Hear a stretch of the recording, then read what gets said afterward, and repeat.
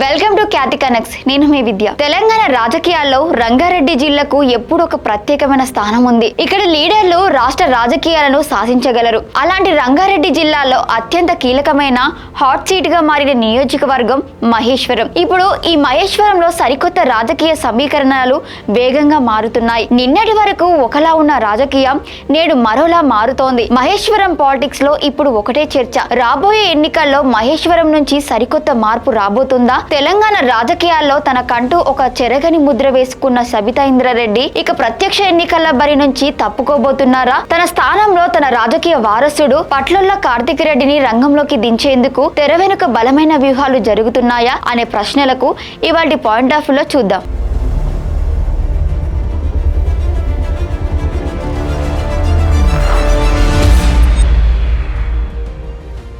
మహేశ్వరం రాజకీయం గురించి మాట్లాడాలి అంటే ముందుగా పట్లొల్ల ఇంద్రారెడ్డి గురించి మాట్లాడాలి. ఉమ్మడి రంగారెడ్డి జిల్లాలో ఇంద్రారెడ్డి అంటేనే ఒక బ్రాండ్. పేదల గుండెల్లో ఆయన సంపాదించుకున్న స్థానం అంతా ఇంత కాదు. ఆయన అకాల మరణం తర్వాత ఆ కుటుంబం తీవ్ర దిగ్భ్రాంతికి లోనైన తరుణంలో ఆ రాజకీయ వారసత్వాన్ని, ప్రజల బాధ్యతను తన భుజస్కంధాలపై వేసుకున్నారు సబితా ఇంద్రారెడ్డి. ఇల్లాలుగా ఉన్న ఆమె ప్రజల కోసం జనబాట పట్టారు.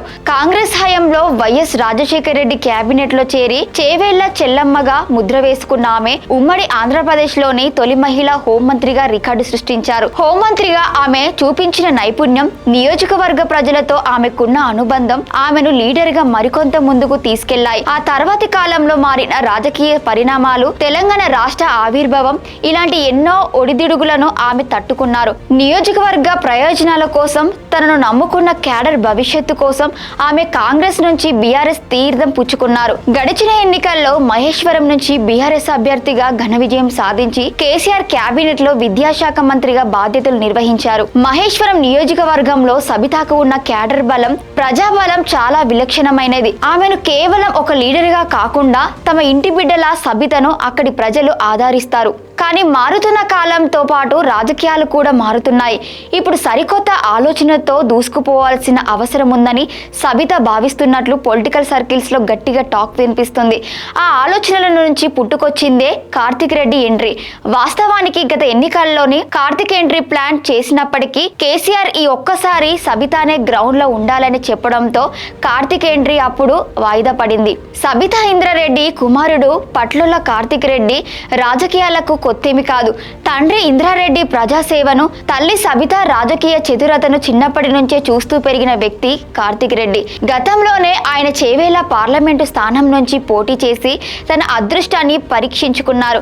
ఆ ఎన్నికల్లో గెలుపోవటంలతో సంబంధం లేకుండా క్షేత్రస్థాయిలో ప్రజలకు దగ్గరయ్యారు. చదువుకున్న వ్యక్తిగా, విజన్ ఉన్న లీడర్ గా, ముఖ్యంగా యువతలో మంచి ఫాలోయింగ్ ఉన్న నాయకుడిగా కార్తిక్ రెడ్డికి గుర్తింపు ఉంది. అయితే గత కొంతకాలంగా మహేశ్వరం నియోజకవర్గంలో కార్తిక్ రెడ్డి యాక్టివిటీస్ ను నిశితంగా గమనిస్తే పొలిటికల్ అనలిస్టులకు ఒక విషయం స్పష్టంగా అర్థమవుతోంది. ఆయన మహేశ్వరంలో కేవలం తన తల్లి తరపున ప్రచారం చేయడం లేదు, నియోజకవర్గంలో తదుపరి ఎమ్మెల్యే అభ్యర్థిగా గ్రౌండ్ ప్రిపేర్ చేసుకుంటున్నారనే సంకేతాలు స్పష్టంగా కనిపిస్తున్నాయి. మీరందరూ మా నాన్నగారు ఇంద్రారెడ్డి గారి మాటలు విన్నారు, సబితా ఇంద్రారెడ్డి గారి మాటలు విన్నారు, మా అన్న కార్తిక్ అన్న గురించి తెలుసు. ఈ రోజు మొదటిసారి మీ ముందర నేను మాట్లాడుతున్నందుకు నాకు చాలా సంతోషంగా ఉంది. చాలా నిజంగా ఇది మాత్రం నిజం. రాజకీయాలు నేను రాజకీయ కుటుంబంలో పుట్టినా కానీ రాజకీయాలు ఫస్ట్ టైం మైక్తో కూర్చొని మాట్లాడే ఇదే అవకాశం నాకు. కానీ ఇప్పుడు ఒక మాట మాత్రం నిజం అండి. 10 ఏళ్ల కింద మనం తెలంగాణ తెచ్చుకుంది ఎందుకు, బంగారు తెలంగాణ చేద్దామనే ఉద్దేశంతో ఆ రోజు కేసీఆర్ గారు ప్రయత్నం చేశారు.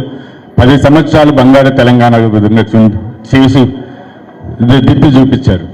కానీ మనం తెలంగాణ ప్రజలందరూ అమాయకులం, ఏ అబద్ధం చెప్పినా నమ్ముతాం. కాబట్టి కాంగ్రెస్ పార్టీని ఈరోజు మనము అధికారంలోకి తీసుకొచ్చి మనం నిలబెట్టాం. కానీ ఒక మాట మాత్రం నిజమండి, 10 సంవత్సరాలు ఏదైతే టీఆర్ఎస్ ప్రభుత్వం ఉన్నదో, కేసీఆర్ గారు ముఖ్యమంత్రిగా ఉన్నప్పుడు మన తెలంగాణ ఎలా ఉందో ఒకసారి ఆలోచన చేయండి. సబితా ఇంద్రారెడ్డి వయసు రీత్యా అలాగే భవిష్యత్తు రాజకీయాల దృష్ట్యా తన కొడుకును ఇప్పుడే అసెంబ్లీకి పంపడమే కరెక్ట్ అని ఆమె డిసైడ్ అయినట్లు తెలుస్తోంది. తానే స్వయంగా ఉండి కొడుకును గెలిపించుకుంటే భవిష్యత్తులో నియోజకవర్గానికి ఒక బలమైన యువ నాయకత్వం లభిస్తుందని సబితమ్మ భావిస్తున్నారు. ఒకప్పటి మహేశ్వరం వేరు, ఇప్పటి మహేశ్వరం వేరు. 10 ఏళ్ల కిందట వరకు మహేశ్వరం అంటే కేవలం గ్రామీణ ప్రాంతాలు, వ్యవసాయం, స్థానిక సమస్యలు మాత్రమే. కానీ నేడు మహేశ్వరం రూపురేఖలు మారిపోయాయి. సిటీ విస్తరిస్తున్న కొద్దీ మహేశ్వరంలో ఐటీ కారిడార్ విస్తరిస్తోంది. ఫార్మసిటీ ముఖద్వారంగా గేటెడ్ కమ్యూనిటీలకు కేర్ ఆఫ్ అడ్రస్ గా మహేశ్వరం నియోజకవర్గం రూపాంతరం చెందుతోంది. దీనివల్ల నియోజకవర్గంలో పట్టణ ఓటర్ల సంఖ్య భారీగా పెరిగింది. సాఫ్ట్వేర్ ఉద్యోగులు, విద్యావంతులు, యువత ఇక్కడ కీలక ఓటు బ్యాంకుగా మారాయి. ఇలాంటి తరుణంలో చదువుకున్న గ్లోబల్ విజన్ ఉన్న కార్తిక్ రెడ్డి అయిన నియోజకవర్గాన్ని ఆర్థికంగా, ఐటీ పరంగా మరింత ముందుకు తీసుకెళ్లగలరనేది సబితమ్మ ఆలోచనగా తెలుస్తోంది. అందుకే మారుతున్న ఓటర్ల మైండ్ సెట్ కు తగ్గట్టుగా యువ రక్తాన్ని రంగంలోకి దించడం ద్వారా అటు యూత్ ఓట్లను, ఇటు అర్బన్ ఓట్లను క్లీన్ స్వీప్ చేయాలన్నది సబితా ఇంద్రారెడ్డితో పాటు బీఆర్ఎస్ వ్యూహంగా తెలుస్తుంది. కానీ వినడానికి ఈ వ్యూహం ఎంత బాగున్నా ప్రాక్టికల్ గా మహేశ్వరం సీటును కార్తిక్ రెడ్డికి అప్పగించడం, ఆయనను గెలిపించుకోవడం అంత సులభ అంటే రాజకీయ విశ్లేషకుల నుంచి కాదనే సమాధానమే వస్తుంది. ఎందుకంటే మహేశ్వరంలో ప్రతిపక్షాలు కూడా చాలా బలంగా ఉన్నాయి. ప్రస్తుతం రాష్ట్రంలో అధికారంలో ఉన్న కాంగ్రెస్ పార్టీ మహేశ్వరంపై ఎలాగైనా గట్టి పట్టు సాధించాలని చూస్తోంది. సబిత గతంలో కాంగ్రెస్ వీడటాన్ని మనసులో పెట్టుకున్న హస్తం నేతలు ఇక్కడ ఎలాగైనా జెండా పాతాలని వ్యూహాలు రచిస్తున్నారు. మరోవైపు భారతీయ జనతా పార్టీ కూడా ఇక్కడ బలమైన క్యాడర్ను, ఓటు బ్యాంకును కలిగి ఉంది. గత ఎన్నికల్లో బీజేపీ ఇక్కడ గట్టి పోటీ ఇచ్చింది. ఇలాంటి తరుణంలో ఒకవేళ సీనియర్ నాయకురాలైన సబితా ఇంద్రారెడ్డి కాకుండా కార్తిక్ రెడ్డి డైరెక్ట్ గా బరిలోకి దిగితే స్థానిక లీడర్షిప్ ఎలా స్పందిస్తోంది? సొంత పార్టీలోని సీనియర్లు, సబితమ్మతో పాటే నడిచిన పాత తరం నాయకులు కార్తిక్ రెడ్డి నాయకత్వాన్ని పూర్తిగా అంగీకరిస్తారా? అయితే ఇక్కడ ఒక ప్లస్ పాయింట్ కూడా ఉంది. సబితమ్మ కేవలం సీటు ఇచ్చి తప్పుకోవడం లేదు. ఆమె వెనుకొండి ఎన్నికల వ్యూహాన్ని నడిపిస్తారని టాక్. సబితనే స్వయంగా రంగంలోకి దిగి క్షేత్రస్థాయి క్యాడర్ ను సమన్వయం చేస్తే కార్తిక్ రెడ్డికి ఎలాంటి ఇబ్బంది ఉండదని గ్రౌండ్ రిపోర్ట్స్ చెబుతున్నాయి. పైగా సరికొత్త లీడర్షిప్ కావాలనుకునే యువ ఓటర్లు కార్తిక్ వైపు మొగ్గు చూపే అవకాశం స్పష్టంగా కనిపిస్తోంది. మహేశ్వరం నియోజకవర్గం అంటే కేవలం సిటీకి దగ్గరగా ఉండే ఐటీ ప్రాంతమే కాదు. ఒకవైపు ఐటీ హబ్స్, అపార్ట్మెంట్లు ఉంటే మరోవైపు రైతులు, చేతి వృత్తుల వారు, పేద ప్రజలు ఉన్నారు. ఈ రెండింటిని బ్యాలెన్స్ చేయడం కార్తిక్ రెడ్డికి ముందున్న అతిపెద్ద సవాల్. అమ్మకు ప్రజల్లో ఉన్న సబితమ్మ అనే సాఫ్ట్ ఇమేజ్, ప్రజలు ఎప్పుడు వచ్చినా తలుపులు తీసి ఉండే ఆ యాక్సెస్ కార్తిక్ రెడ్డి కూడా అలవర్చుకోవాల్సి ఉంటుంది. కేవలం అర్బన్ లీడర్గా మిగిలిపోకుండా గ్రామీణ ఓటర్ల గుండెల్లో కూడా స్థానం సంపాదించుకోవాలి.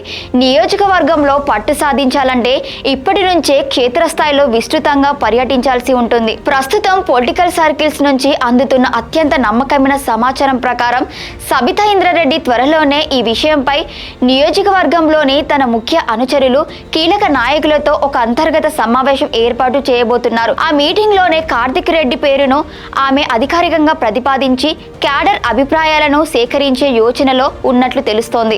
ఏది ఏమైనప్పటికీ మహేశ్వరం నియోజకవర్గంలో సబితా ఇంద్రారెడ్డి స్థానంలో కార్తిక్ రెడ్డి రాకపై జరుగుతున్న ఈ ప్రచారం ప్రస్తుతం తెలంగాణ రాజకీయాల్లో హాట్ టాపిక్ గా మారింది.